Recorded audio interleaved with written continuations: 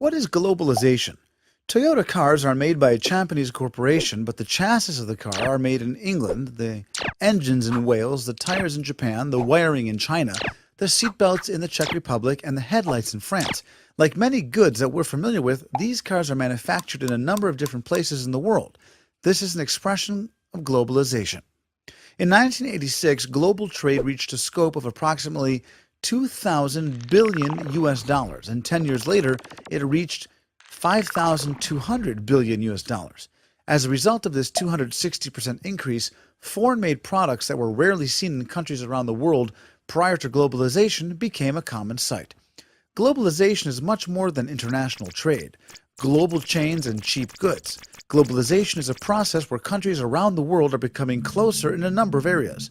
It influences people, immigration, employment, ideas, and knowledge. 21% of Canadians were not born in Canada. 69% of Kuwaitis are foreigners, and factories of international companies are built in various places around the world, employing numerous workers. Many goods are manufactured and sold identically around the world. Globalization changes the face of society, is the source of demonstrations and revolutions, presents us with faraway cultures, and even allows us to pursue justice around the world. The main economic expression of globalization is international trade, and it brings knowledge within reach, enriches our knowledge, and expands it.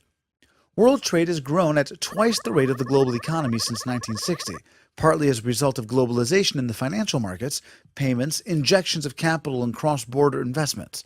Global trade has caused the rise of many world powers in history: Marco Polo in 1306, Columbus in 1492, Bretton Woods in 1945, and the fall of the Berlin Wall in 1989.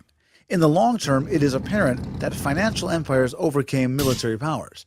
In the late 20th century, global trade made China into the power that it is. With cheap manpower, China created an enormous export machine that many claim have harmed numerous industries around the world, such as the textile industry. The factors that drive globalization cannot be stopped.